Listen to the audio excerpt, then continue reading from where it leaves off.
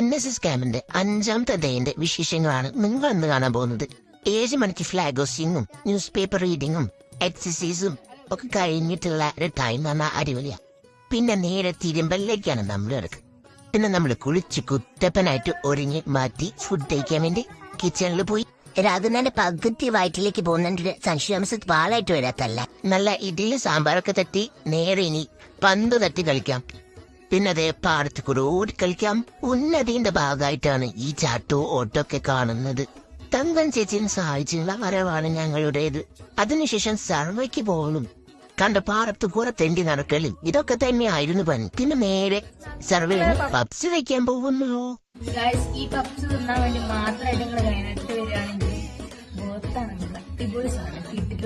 പബ്സിന്റെ promotion തന്നെ നേരെ ഞങ്ങൾക്ക് കൾച്ചറൽ ആക്ടിവിറ്റി എല്ലാ NSS ക്യാമ്പിലും കണ്ടുവരുന്ന ഒരു പ്രത്യേക തരം കളികളും ചിരികളും ലിപ്സികടലും ഡാൻസുമായി അങ്ങനെ ആ കൾച്ചറൽ ആക്ടിവിറ്റികളിലും എന്ന് വിചാരിച്ചപ്പോൾ ടീച്ചേഴ്സ് ഡേ തകർപ്പൻ ഡാൻസും ഫ്രണ്ടിന്റെ ബർത്ത്ഡേ സെലിബ്രേഷൻ എല്ലാം കഴിഞ്ഞ് ഞങ്ങൾ പത്രവാർത്ത തയ്യാറാക്കുന്ന ടൈമാണ് ഞങ്ങൾ നെറ്റിപ്പിക്കുന്ന ആ ശബ്ദം കേട്ടത്.